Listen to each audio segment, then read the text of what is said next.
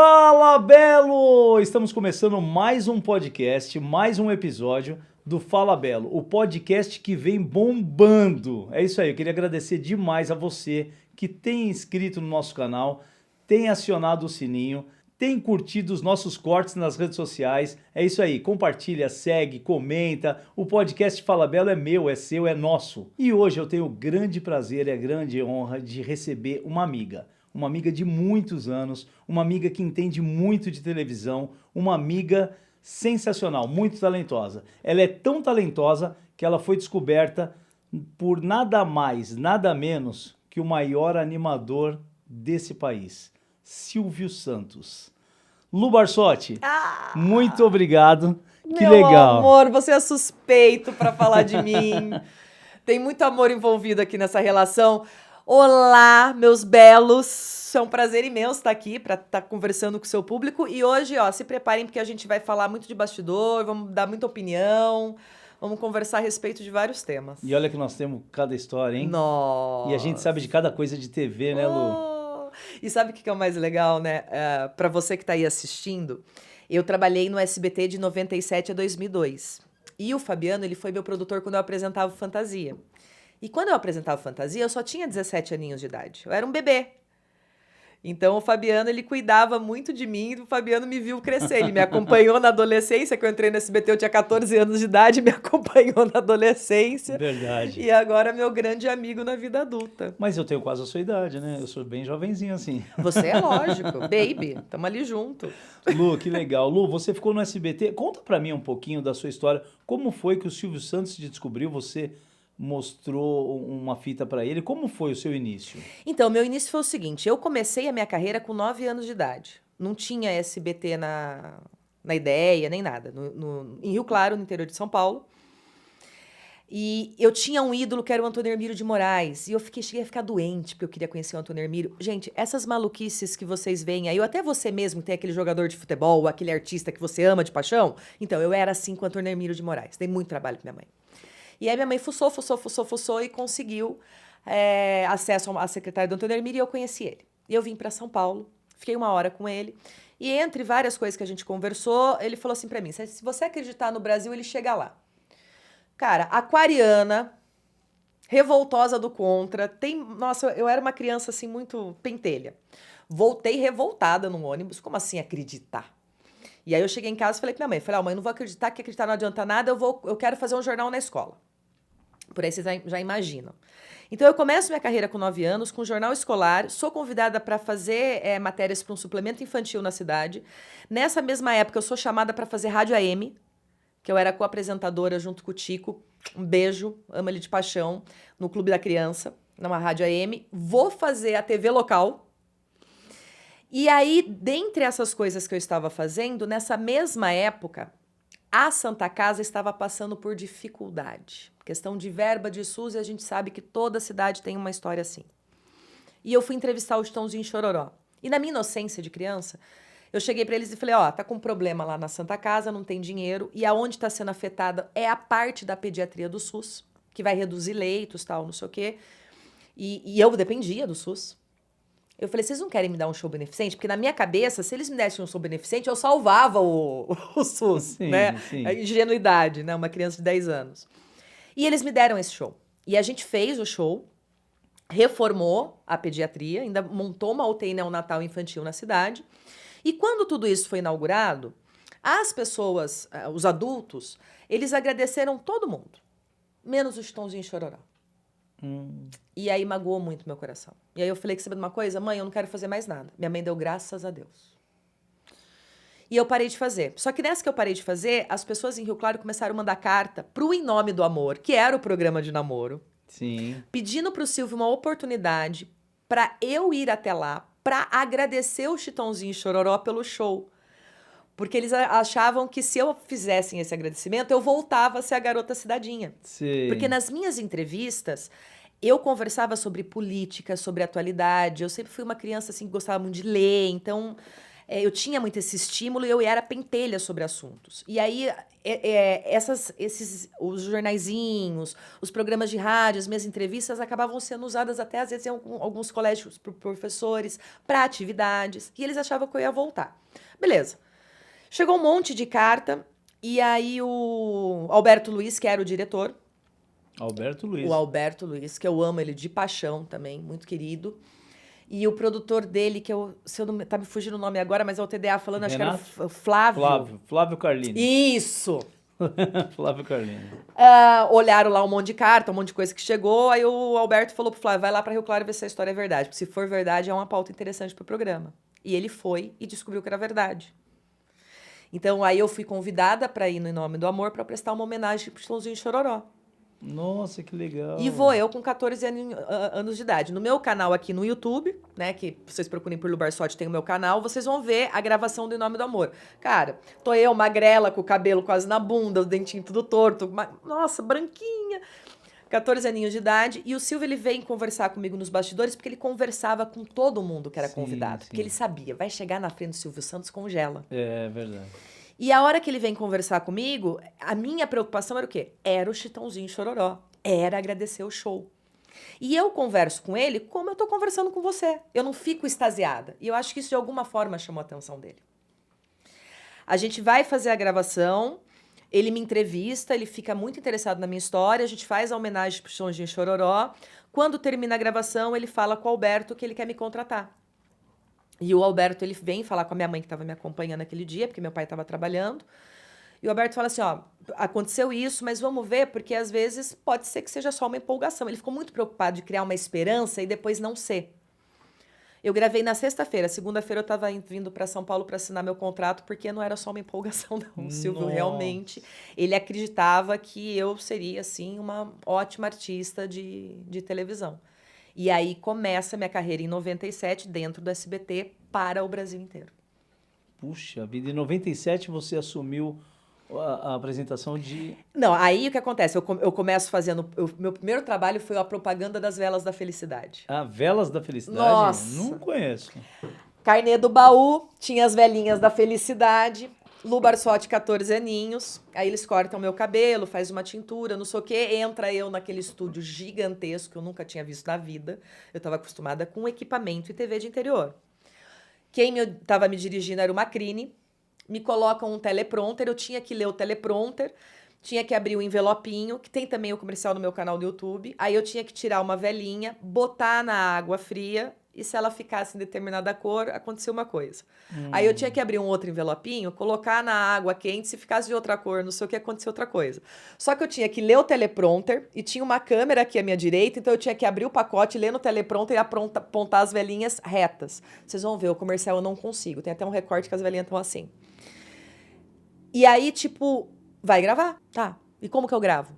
Não, você lê o teleprompter e vai gravar. Só que eu não sabia que o Silvio estava no switcher. E o Macrini estava te dirigindo. E o Macrini que estava me dirigindo. Para quem não sabe, Orlando Macrini foi o braço direito do Silvio Santos por muito tempo. Sim. O Macrini, ele cuidou de mim dentro do SBT durante toda a minha estadia lá dentro. E aí o que aconteceu? Cara, grava e vai e vem, e vai e vem. E aí, eu sei lá por que cargas d'água que o Celso Portiolli estava rodando ali nos bastidores, me aparece o Celso Portiolli dentro do estúdio. Celso, eu acho que você não deve lembrar disso, mas eu lembro muito bem. E aí a gente tinha feito uma pausa e eu já estava num ponto que a cabeça estava travada, eu já não conseguia, era muita coisa para eu fazer ao mesmo tempo. E aí eu lembro que o Celso, ele me chama, ele conversa comigo, e aí ele vem e fala assim, cara, fica calma. E aí ele começa a me explicar, olha, tenta fazer primeiro uma gravação que você tá lendo bem o TP, porque tem uma coisa que é edição. Depois, na outra, vai ter que repetir, você se preocupa em fazer o envelopinho, não sei o quê, porque depois eles colocam essas imagens e tal. E aí ele conversou comigo, explicou algumas coisinhas pra mim e tal, super carinhoso e tal. E o Celso, na época, ele nem era o Celso que ele é hoje, né? Ele tava também em início de carreira, né? Isso em 97. Mas o Celso é que nem você, ele é fuçador, né? Total. Ele vai Total. e quer saber de tudo. Total. E assim, ali ele demonstrou pra mim naquele momento que, tipo, cara, eu tô aqui pra fazer o meu, eu não quero competir, derrubar ninguém, não sei o quê, porque ele veio me ajudar. Ele podia muito bem ter ficado à parte, largado, eu ali me... E aí eu consegui gravar e saiu.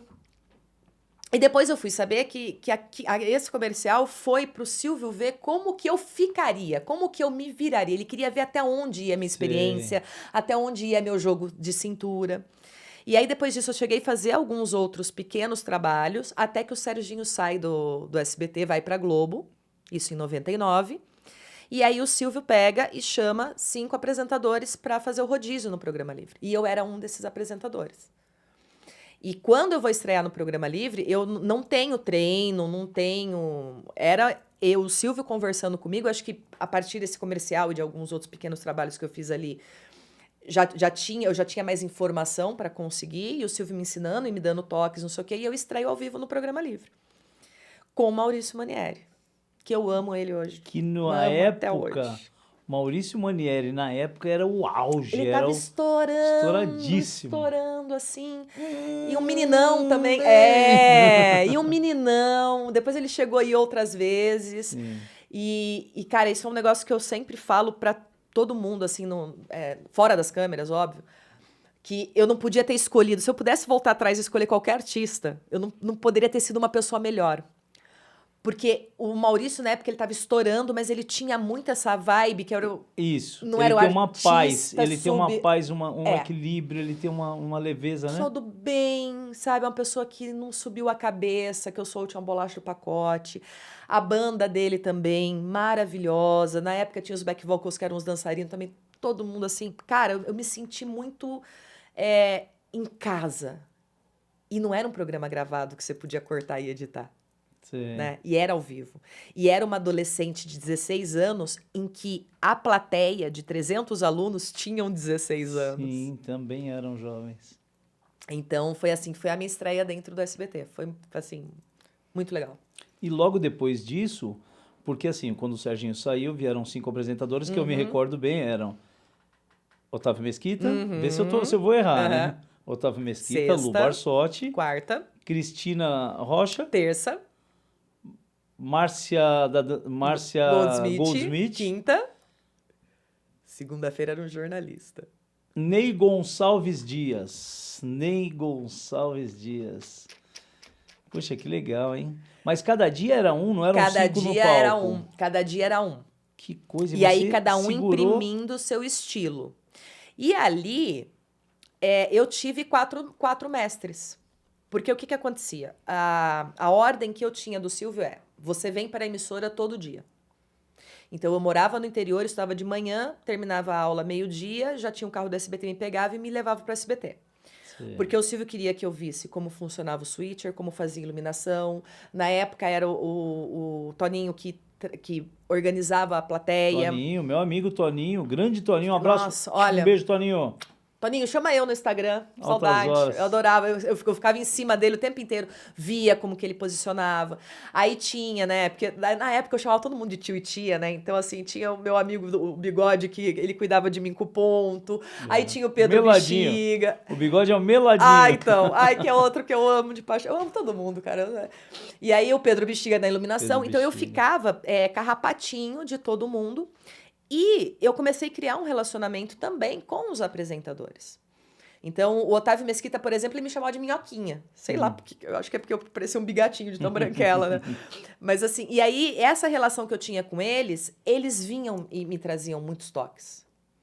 Então, assim, eu fui abençoada de ser treinada como uma comunicadora pelo Silvio Santos, mas eu também sou abençoada de ter aprendido também com outros mestres, como o Otávio, a Márcia, a Cristina, que na época foram pessoas assim que me ajudaram muito. E eu tenho muita gratidão. E aí a gente vai pro Fantasia, né? Sim. Os mesmos 5, não? Teve Aí mudança, sai o né? Ney e entra quem? Celso Portiolli. Celso Portiolli. Que já era uma estrela, né? Já era Aí um o Celso, grande ele já apresentador. estava começando já a galgar. E estava bem naquela fase que o Silvio dava o programa pro Celso, o Celso começava a fazer o programa, acontecia alguma coisa que o Silvio tirava o programa do Celso. Deixava ele... O Celso já deu entrevista falando sobre isso, deixava ele de castigo. Silvio Santos, sendo Silvio Santos. E aí o Celso foi fazer com a gente o programa Fantasia. E foi muito interessante observar o Celso trabalhar. Quem era o produtor lá no Fantasia? Você. Aí o Fabiano, né? Aí tem o Fabiano, aí entra a Silene Silene que depois. vem do programa Livre comigo, ela vem pro Isso. Fantasia, também minha amiga até hoje, que eu amo de paixão. Aí tinha a Elvirinha, Elvira. O que... diretor era o Paulo Santoro? Paulo Santoro, o diretor. Grande diretor, um dos maiores da televisão brasileira. E aí a gente também tinha uma outra produtora que eu adorava ela, que ela era estrangeira, que eu não lembro o nome dela agora. Paulinha ou Janira? A Janira. Janira. Porque quando eu fui entrevistar a Daniela Lohan, aí ó, atenção fã-clubes do Fantasia. Pega essa. Quando eu fui entrevistar a Daniela Lohan, que eu já vi que vocês colocaram um corte na internet. Cara, você tem que entrevistar ela em espanhol. Aí eu male falava o português, gente. E aí a Janira passou comigo mais de 1 hora Sei. treinando, me ensinando como que falava a chave E em ela espanhol. calma, né, Janira? Uma Janira. paz, uma Saudade. tranquilidade. E aí ela ficou treinando comigo e mesmo assim ficou aquela coisa bem male. Sim, sim. Mas foi muito incrível. Ai, Isso Fabiano, foi nos anos 2000. 2000. Isso. 2000. E aí eu lembro que era um programa ao vivo. A gente tinha, se eu não me engano, 5 5 horas. horas ao vivo. Eu lembro que naquela época não tinha teleprompter, a gente mostrava a Dália, A né? Dália. Então eu ficava atrás da câmera assim com a Dália. Aquelas cartolinas gigantescas, né? A Silene revezava comigo, a Silene ficava com o Celso Portiolli e eu ficava com você, com a Márcia e com o Otávio Mesquita, né? Era muito legal. Foi muito Não, e legal. assim, né? Era aquela coisa. Tinham várias brincadeiras. E eu devia ter trazido. Eu tenho em casa os roteiros. Porque o Sérgio o Santoro, ele mesmo? fazia como? Não sei se você vai lembrar disso. Ele fazia o quê? Ele colocava a foto do apresentador no roteiro. E depois as brincadeiras, ele colocava a imagem do print de qual era a brincadeira e punha a regra. Acho que eu lembro. Porque eram muitas brincadeiras e a gente tinha que memorizar tudo aquilo. Então, todo mundo tinha que saber todas as brincadeiras. Depois, com o passar do tempo, foi deixando mais ou menos fixado para cada Sim. apresentador, que ficava mais fácil. E aí, outro trabalho que vocês tinham muito com a gente era de, às vezes, quando dava branca que não sabia a regra, que não sabia não sei o quê, tinha que ir lá...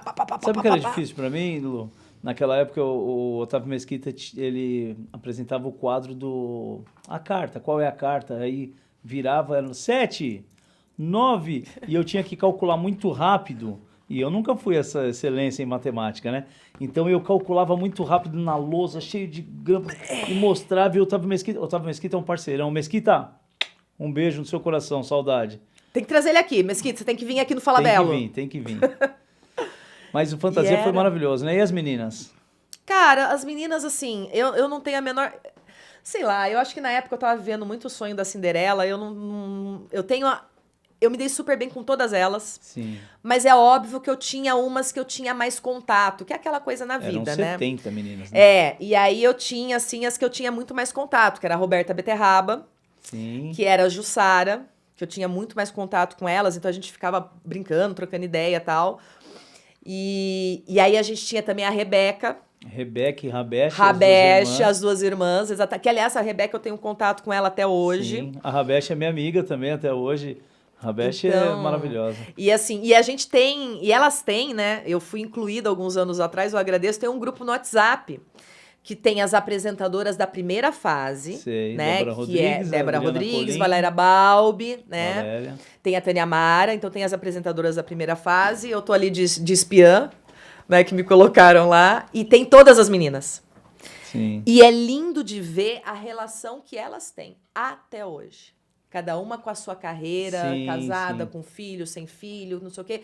E como elas se apoiam, como elas interagem. E vem isso do programa, porque elas ficavam num camarim minúsculo. Sim.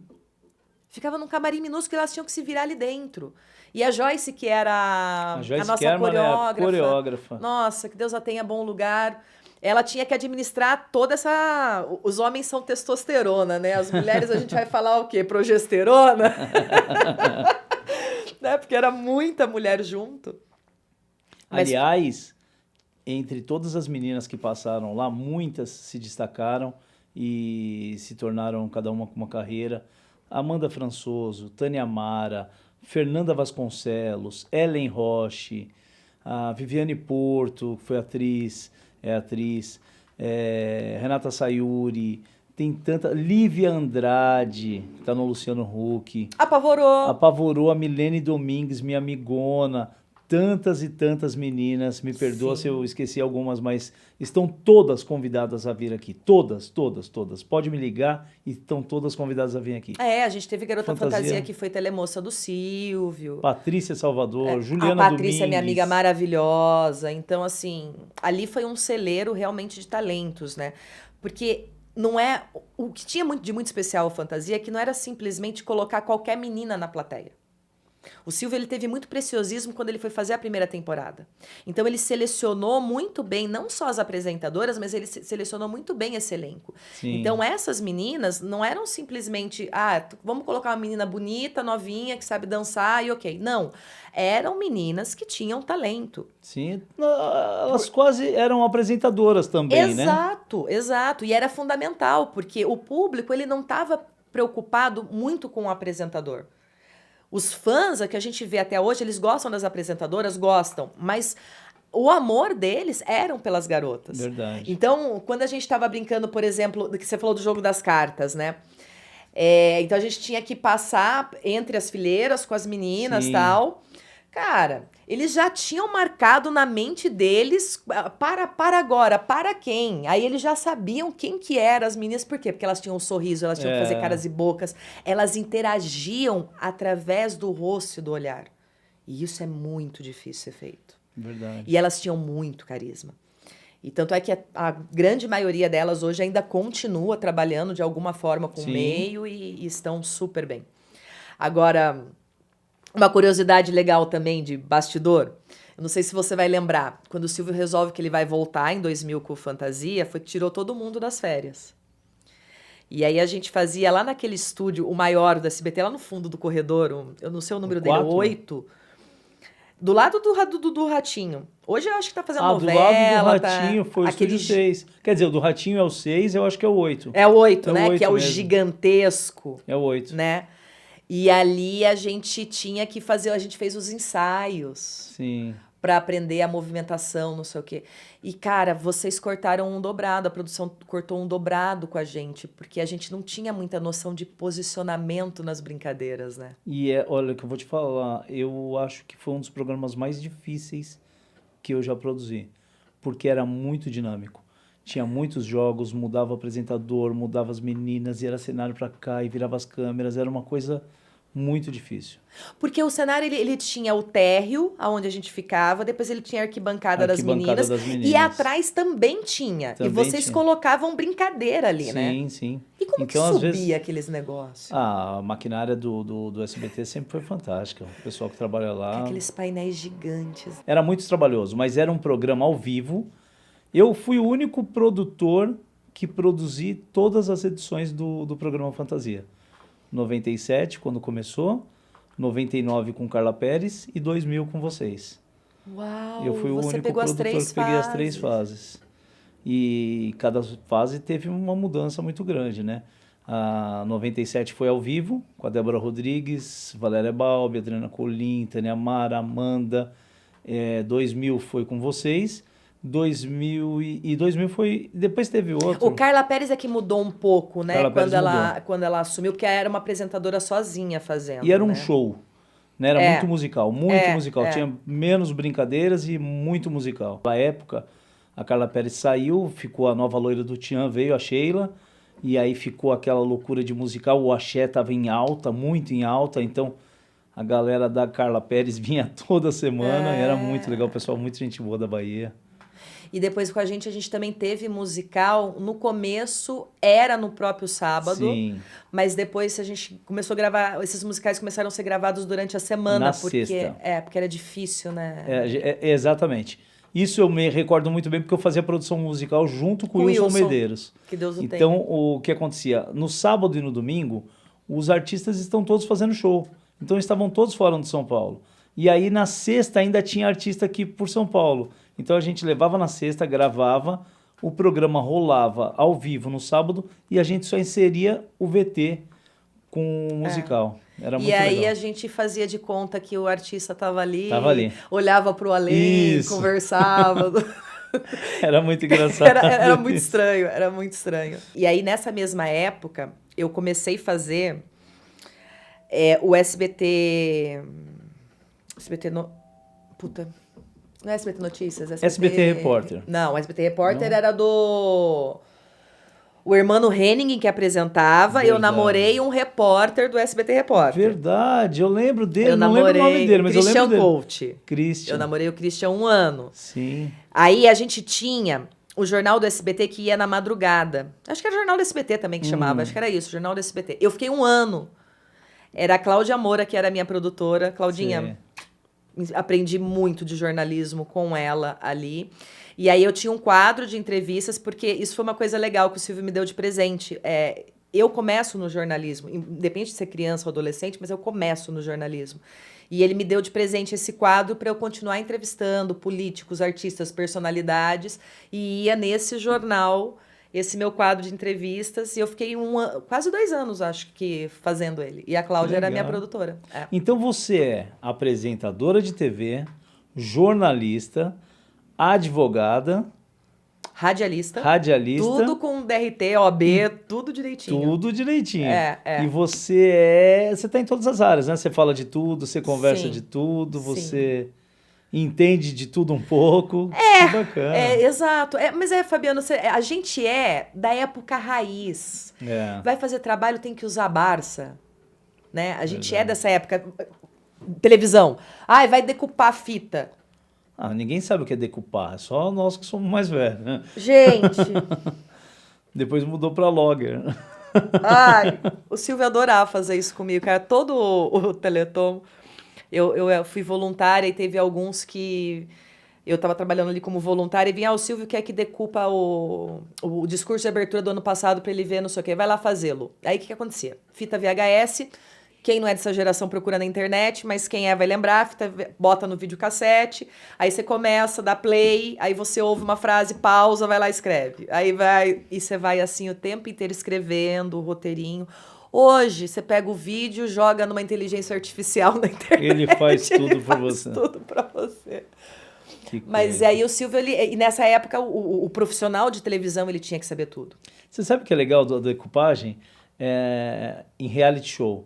Eu trabalhei na Casa dos Artistas, né? Então, a gente estava na mesa da cozinha conversando e aí a pessoa da decupagem estava lá fazendo. Lu Barsotti coçando a unha. Lu Barsotti olhou para o Fabiano e concordou. Era minuto a minuto o tempo todo. Isso é muito desgastante. Por isso que produção de reality, quando fala assim, porque tem 150, 200 funcionários, tem por conta disso.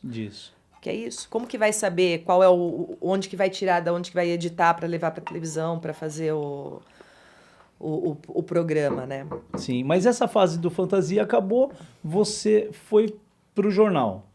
Então, eu fiz paralelo, né? Então eu fazia o fantasia e à noite eu gravava uma vez por semana as 5 entrevistas da semana. Tá.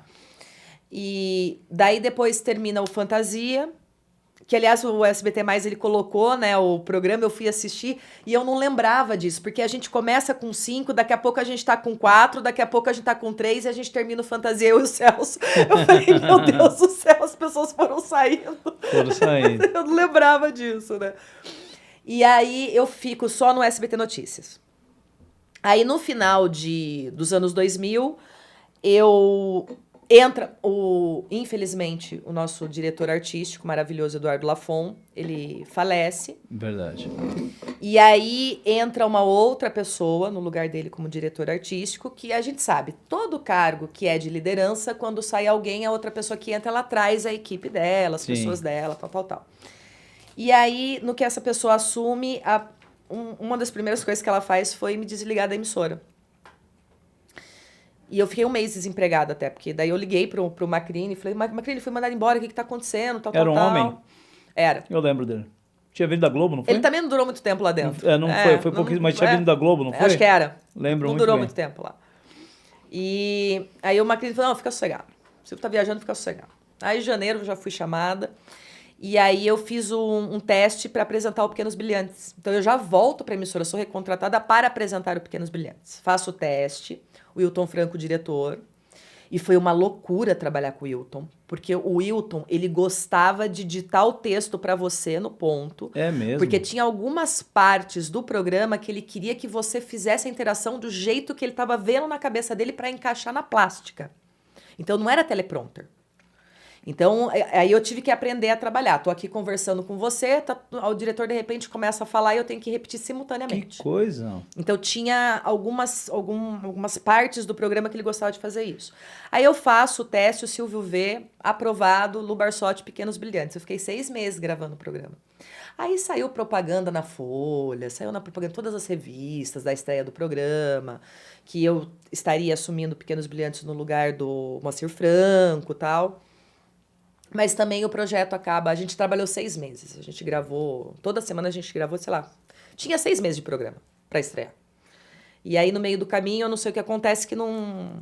Não rolou. Mas no SBT, naquela época, o Silvio Santos fazia muita mudança, né? Então...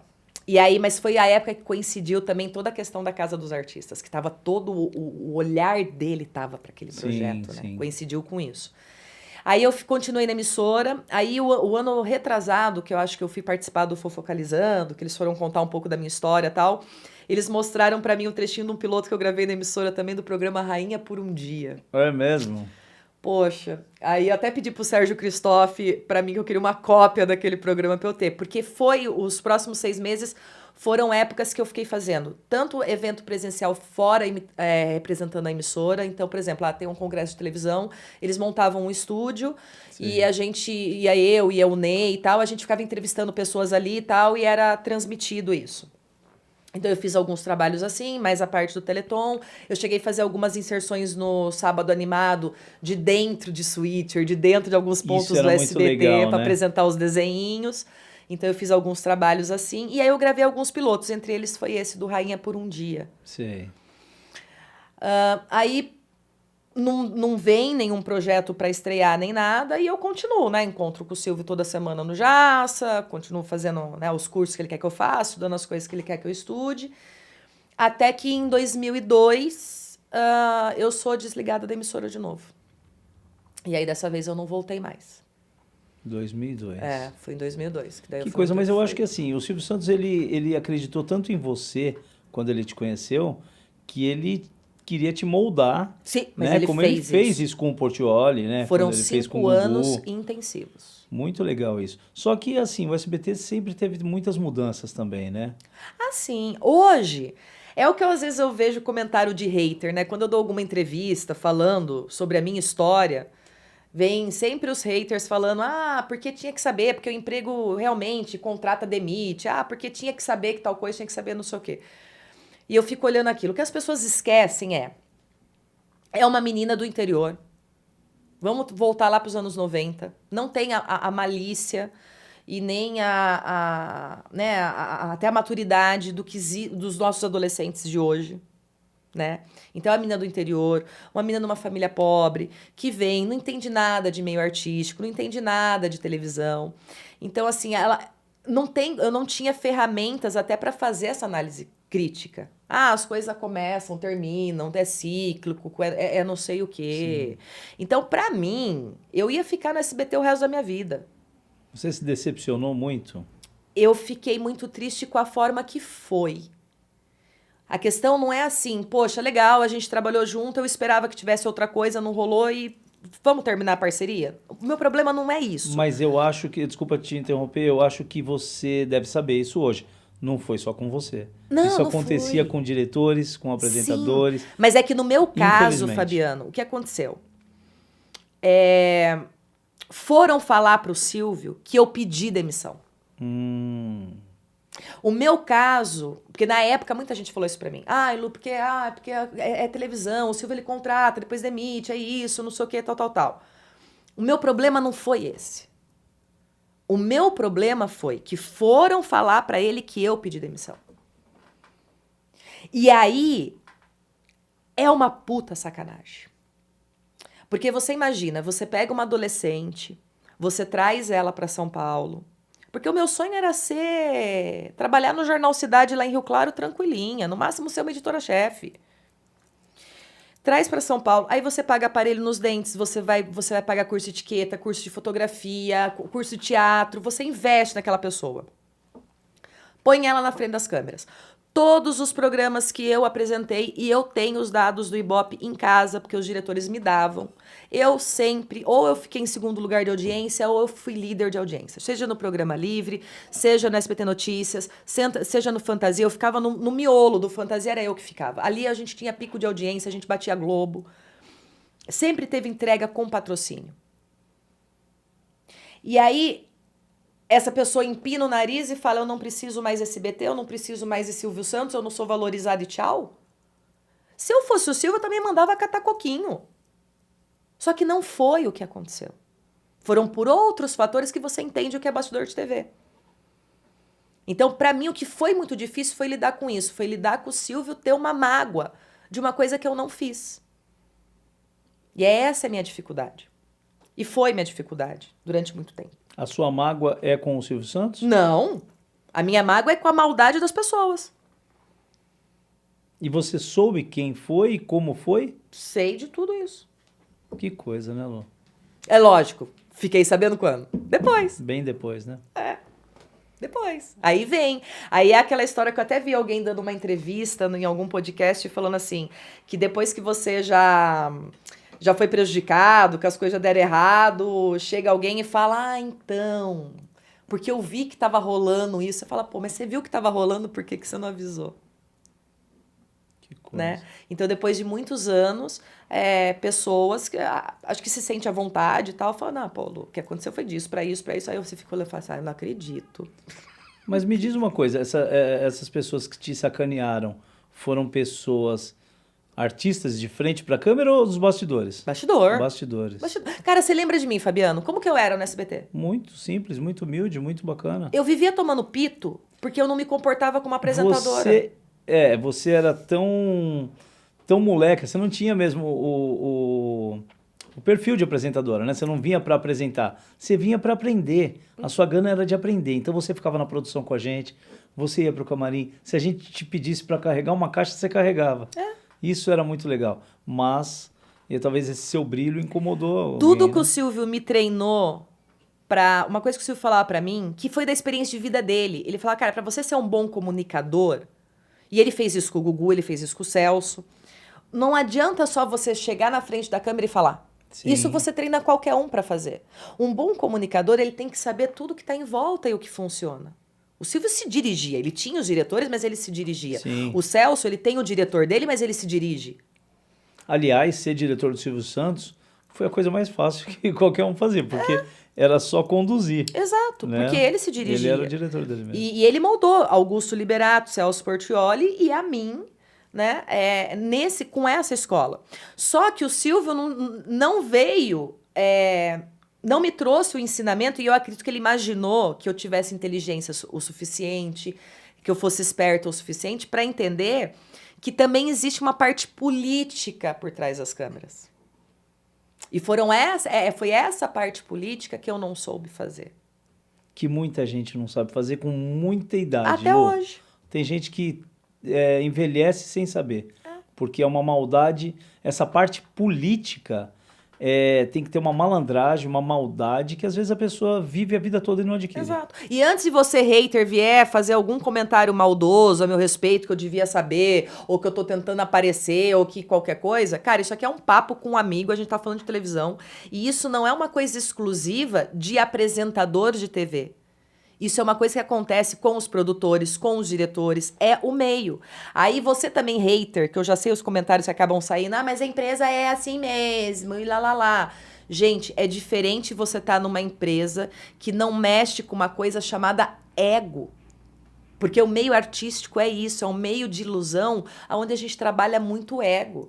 A gente conhece produtores que, pelo fato de trabalhar com tal apresentador, não sei o quê, o cara se sente o dono da emissora. Sim. Né? Como a gente conhece também muitos artistas, cantores, que os artistas são maravilhosos, mas a assessora sente que é dona do artista, ou o produtor, ou o empresário, e aí às vezes o artista fica com uma fama de metido. Muito artista acaba se tornando metido, nojento, arrogante, por culpa do assessor, por culpa do empresário, por culpa de toda a estrutura que ele recebe. Porque é um mundo de sonhos. É um mundo de sonhos. Então, assim, vamos trazer para a tua realidade você que está assistindo. Tenho certeza, na fase de escola, seja agora ou quando foi lá atrás, que você estava na escola, não tinha o pessoal que era popular? O que acontecia com o pessoal que era popular? Não era o pessoal que mandava e desmandava na sala, no colégio, não sei o quê? Não tinha sempre aquelas coisas de um mancomunando com o outro por conta da quer roubar o namorado da amiga, ou quer roubar a namorada do amigo, ou o cara... Gente, isso é o micro. Porque ego, que você quer ser o popular da escola, você quer ser o cara que é o queridinho do professor, você quer ser o cara que você quer ser o queridinho na sala. Agora coloca isso pro meio artístico. Infelizmente tem muita gente assim, né? Até Aqui, hoje. gente, o papo é reto. Quanto mais você faz maldade, mais volta pra você essa maldade. Fato. Se você tiver inveja, vai voltar pra você. Se você tiver maldade, vai voltar pra você. Agora tenta ajudar alguém. Eu tô tendo o apelido de Irmã Dulce, porque eu quero ajudar os outros. Não, Pô, que pecado tem eu um tô coração. cometendo? Você tem um coração que não cabe em você. Porque a gente vive num mundo hoje em dia que é todo mundo tentando tirar proveito. Isso enche o saco. Sabe, às vezes você vai querer ajudar é a história de que você dá a mão, a pessoa quer o braço inteiro. Às vezes você vai querer ajudar uma pessoa e a gente tá tão acostumada que é um tentando tirar proveito do outro que a pessoa já olha e fala assim, tá, mas você vai ganhar o quê com isso? Cara, eu não vou ganhar porcaria nenhuma. Eu só tô querendo ser legal porque essa é a minha índole. Né? E não adianta. E isso eu experienciei. Todas as pessoas que estavam envolvidas, no que eu entendo que foi uma maldade comigo, sim. E se você que está aí do outro lado consegue ter um pouco de empatia, pode concordar. E se for hater também, pode comentar aqui, porque a gente engaja mais ainda esse vídeo. De alguma maneira, teve algum problema. Ah, mas Lu, você é arrogante, é porque fez com você? Não, é porque fez comigo e fez mais com um monte de gente. E a vida, ela vai trazer de volta. E isso me ensinou o quê? Ande pelo caminho correto. Ah, mas então você é uma descoberta do Silvio Santos que não deu certo. Quem disse que não deu certo? Eu Como dei não muito certo. Deu certo. Foram 5 anos que eu fiquei no SBT, tive audiência, tive patrocínio. Até hoje eu tenho respeito de vários diretores, produtores, só que tô aqui com o Fabiano. Então, assim, se eu fosse uma pessoa tão ruim ou qualquer coisa do tipo, não estaria aqui com o Fabiano, né? E depois disso, eu fui trabalhar com outras coisas. Eu fui produzir teatro, eu fui atuar como atriz, eu fui... quando inicia a TV na internet, precursora, 2002, 2003, começa. Eu já estava envolvida fazendo TV na internet. Então, assim, eu tenho uma carreira fora do grande público, muito bem sucedida. E aí, no meio de tudo isso, não satisfeita, eu resolvo que eu quero ser advogada. Mas é por quê? Por causa disso. A gente fica tão indignado. cansado. Que você olha e você fala, cara, não quero mais fazer parte disso. É um tentando puxar o tapete do outro, um tentando... Mas o mal é assim. O mal, ele nunca vence. Mas ele incomoda, ele judia, ele maltrata, ele atrapalha. O mal, ele é assim. Agora, eu vou te falar uma coisa, Lu. O Silvio Santos, ele acreditava tanto em você, e eu sei porque, assim, eu produzi o programa da Carla Perez, e na estreia ele estava no Switcher, igual ele estava na sua.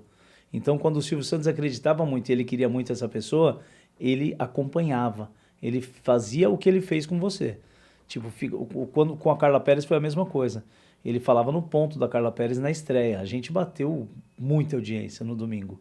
A gente vinha antes do Gugu. E primeiro foi o Fantasia. Não, foi o Fantasia. Depois Fantasia. o Canta e Dança. Depois o Canta Minha Gente, depois o Canta e Dança Minha Gente. O Silvio mudava tudo. O Canta, não lembro, eu lembro do Canta e Dança. Teve o Canta, teve a música do Martinho da Vila, depois não era mais a música do Martinho da Vila. Silvio Santos, olha, Silvio Santos é um gênio, foi um gênio, vai ser sempre um gênio. Mas ele era do jeito dele. Era um barato. Um dia eu vou ter uma emissora e vou fazer assim. Nossa, cara, eu lembro uma vez que assim, o Silvio ele circulava nos corredores do SBT.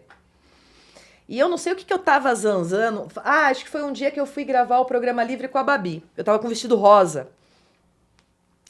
E aí eu tava zanzando alguma coisa por lá, eu tava de pantufa. Aí tava vindo ele, naquele corredor dos estúdios e tal. Aí ele me viu, e cara, vinha o Silvio, aí vinha um monte de segurança em volta. E eu ficava olhando aquilo, eu falava, gente, não sei o que eles pensam, porque o Silvio, ele parava pra conversar com todo mundo, tipo, né? O problema não era o Silvio, o problema eram as pessoas que iam encher o saco do Silvio. Exato, né? Mas assim, mesmo assim, ele conversava, ele dava atenção e tal. Aí ele me viu, me chamou, aí ele olhou pra mim e falou assim, você tá de pantufa, o que você tá fazendo com isso aí no pé? Né? Falei, eu Silvio, não é bonito minha pantufa, não sei o que, eu vou gravar, eu tava com dor no pé e tal. Ele falou assim, então tá, vem cá que eu quero conversar com você. E ele tava gravando um piloto de algum programa. Aí a gente foi pelo corredor e aquele trajeto de 5 minutos, ele foi batendo ponto a ponto do último programa Fantasia que ele tinha assistido e das coisas que eu poderia melhorar e das coisas que eu tinha feito direito. Que olhar, né, que ele sempre E eu teve. falei, eu fiquei olhando aquilo, falei assim, cara, e eu só pensava, ele assiste. E, meu, aí que dá um frio na barriga, né? Porque, assim, é uma coisa você saber, não, o seu chefe fica de olho, a emissora dele, ele vai saber tudo que tá acontecendo. Outra coisa, você tá num programa ao vivo só pensando, putz, o Silvio tá assistindo isso aqui agora, ele tá olhando. Passava pela sua cabeça isso, Lu? Eu tentava não pensar, Você cara. nunca pensou isso ao vivo? Eu tentava não pensar. Porque senão é muita responsabilidade. Mas esse dia que ele veio batendo ponto a ponto, eu falei, meu Deus, e a história da decupagem, né? Eu falei, filha da mãe. Porque o normal era o quê? O normal era, a ordem que tinha era, eu apresentava o programa, o diretor me dava a fita do programa, eu levava pra casa, assistia o programa, depois eu encontrava com o Silvio no Jasso e a gente ia conversar a respeito do programa. Que legal isso. Então era dessa forma. E esse dia foi muito engraçado, que a gente se encontrou no... E de novo, realmente, eu ia tomar pito, eu não tinha postura de apresentadora, tava eu de pantufa. Lu, você falou da Babi, né? Uhum. A Babi, você sabe como foi a história que a Babi foi pro Silvio Santos? Eu sei a história. Você sabe? Então, eu sei de algumas histórias. Eu sei Me de uma conta... história de quando ele resolveu contratar a Babi. Silvio Santos estava dormindo, acordou de madrugada. Essa é a história que eu fiquei sabendo na época. Silvio Santos acordou de madrugada e foi beber um copo d'água na cozinha. Ele passou pela sala, as meninas eram jovenzinhas e assistiam a MTV e deixaram a televisão ligada. E ele se impressionou com ela falando de sexo. E ficou olhando aquilo, ligou para o Orlando Macrini. Macrini dormindo. Silvio, o que aconteceu? Não, coloca no canal 32, que é MTV. E tá vendo essa moça? Eu quero que você contrate essa moça amanhã no SBT. Tá bom, Silvio, tudo bem, tá, tchau, boa noite, dormiu. Uma semana depois, as coisas passaram, o Macrini falou, o Silvio tá doido, de madrugada me ligar para isso. Era o que os diretores faziam. Não, o Silvio vai mudar de ideia. Silvio, vai mudar de ideia. Uma semana depois, ele falou com o Macrini, Macrini, cadê a moça que eu te pedi? Não, Silvio, mas era verdade? Ele falou, se você ligar agora, ela já tivesse sido contratada para algum lugar, você vai para a rua. Ou ela tá aqui, contratada, ou você tá fora. E é assim, ele contratou assim, ele ficou encantado com ela de ver, pelo menos essa história que eu sei. Eu Né? sei essa história e eu sei uma outra que foram, eu não lembro qual filha do Silvio, que também tem essa parte, que estava assistindo não sei o quê, mas é a filha do Silvio que chama a atenção dele. Ai, pai, você viu aqui essa apresentadora, não sei o quê, tal, que legal, tal. E que chama a atenção dele para a Babi. Mas a Babi, ela foi um grande acerto na época, né? Ela estava na MTV, ela vinha de uma carreira de modelo, a Babi é minha amiga, também a gente mantém contato. E ela vinha de uma carreira de modelo, estava se descobrindo apresentadora na MTV, sucesso total na época. E ela chega no SBT, diferente de mim, do Celso, do Gugu, que a gente começa pequenininho e vai crescendo dentro da emissora. A Babi, ela chega ali com status de estrela, né? Sim, sim. O Silvio leva ela pra lá com status de estrela. Aí ele coloca ela tira os 5 apresentadores, Sim. coloca ela pra apresentar o programa livre e com status de estrela. Por isso que vocês foram pro Fantasia? Então, na verdade, o Silvio ele queria pegar um dos 5 pra ficar com o programa livre. Sei. E aí, segundo bastidores, né, Rádio Peão, começou meio que uma disputa. Tinha quem queria ficar com o programa e tinha quem não queria ficar com o programa. Mas aí, como começa muito essa história de disse-me-disse, de não sei o quê, o Silvio ficou meio... Falou, vocês estão me incomodando. E tudo chegava no Silvio. Tudo. Tudo chegava no Silvio. Ele sabia de tudo. É incrível tudo. isso, Ele acompanhava tudo de perto. Tudo. Sempre teve o dedo briga dele... Briga de ego sempre teve. E o Silvio se divertia com algumas coisas. Ele adorava. Porque é aquela coisa... Hoje eu consigo entender. Na época... Mas hoje é o jogo. É o jogo. Você ser o profissional de televisão, tanto na frente das câmeras quanto atrás das câmeras, não tem só a ver com o seu talento. Tem a ver... Você sabe jogar o jogo? Game of Thrones? Uma boa referência pra vocês. Game of Thrones. Hoje eu gravei um vídeo de manhã, sempre tem um vídeo motivacional, Eu sempre procuro fazer algum vídeo motivacional, porque eu sei que tem tanto jovem que às vezes não sabe como sair de alguns problemas, tem tanta depressão, ansiedade, alguma coisa, às vezes espera ser valorizado. E eu gravei um vídeo falando assim, poxa, não queira essa valorização da sua família, dos seus amigos. Os mais próximos são os que menos vão te valorizar, os que menos vão querer o... Não é que não queiram o seu bem, mas eles não querem você melhor que eles. Porque se você ficar melhor que eles, talvez parece que isso apaga o brilho deles. Eu não sei como a pessoa se sente, porque eu não sou desse tipo de pessoa.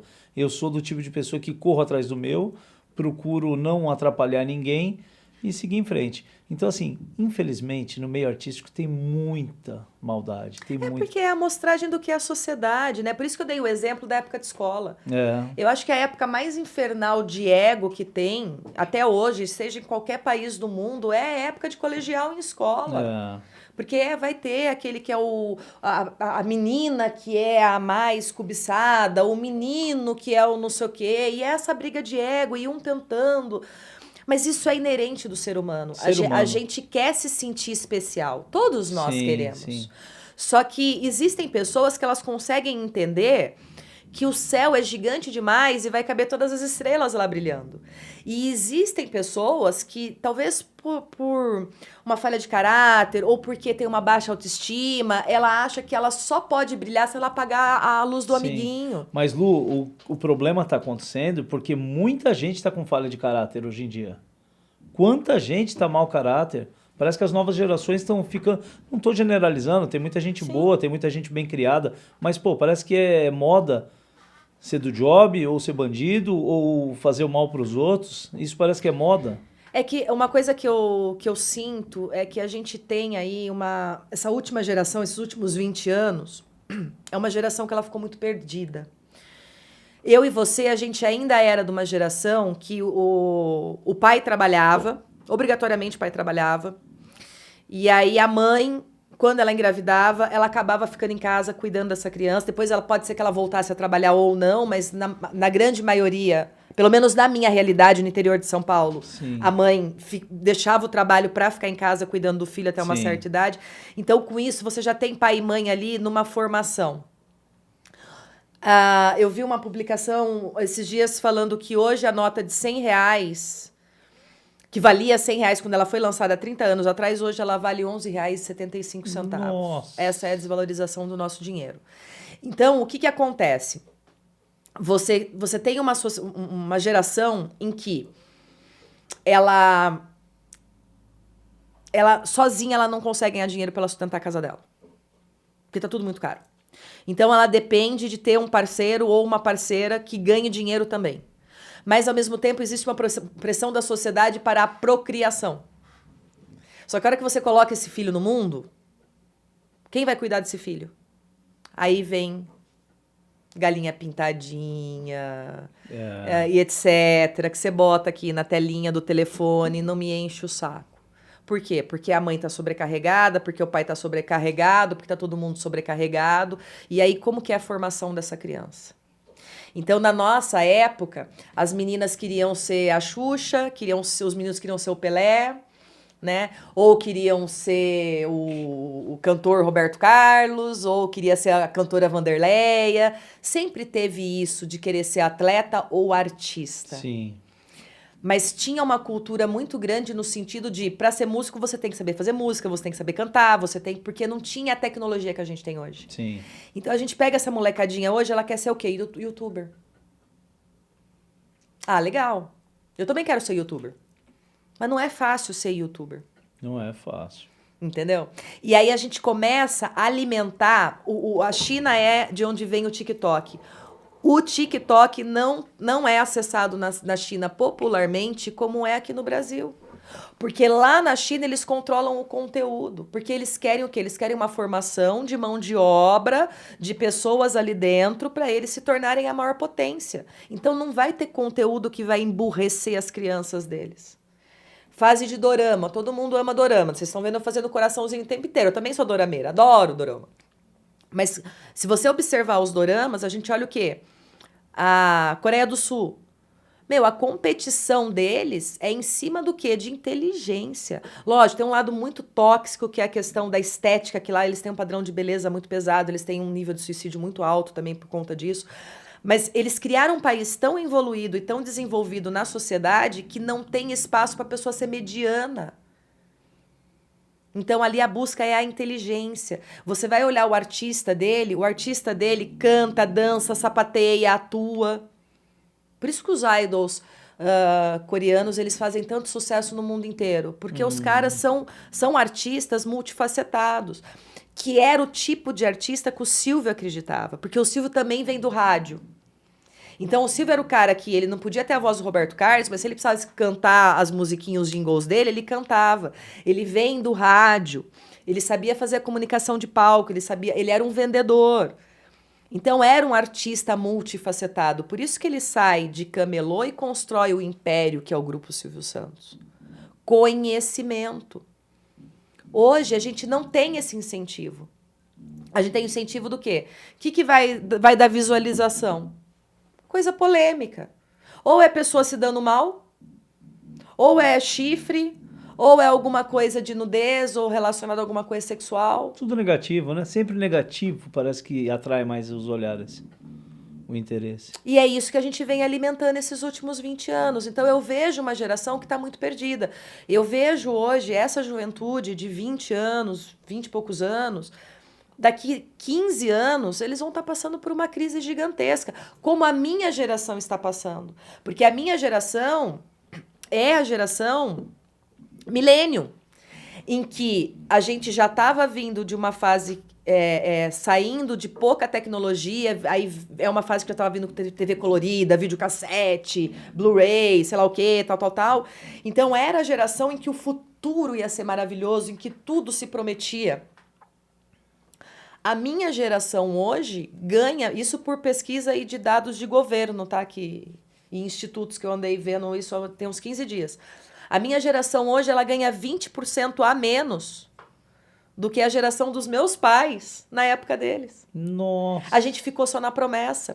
Então hoje nós somos pessoas de 40 anos que pega a transição do analógico para o digital, que é obrigado a acompanhar essa rapidez de evolução que tem de tecnologia e tudo, mas ao mesmo tempo com 40 anos a gente é velho para estar no emprego. Verdade. Porque vem essa molecada aí que já nasceu com a tecnologia na mão, não tem para onde ir. E hoje em dia a gente não vê mais que nem, por exemplo, o meu pai, ele se aposentou na mesma empresa. Então ele começou a trabalhar e foi até o final da carreira dele. Lu, o grande problema, você me fez me recordar ontem no almoço com 2 jovens, eu estava conversando com eles e eu falei exatamente isso. Eu falei, eu vou te pedir uma coisa. Fala, comentando de empresa, tal, de um cara mais velho, outro. Eu falei, eu vou te pedir uma coisa.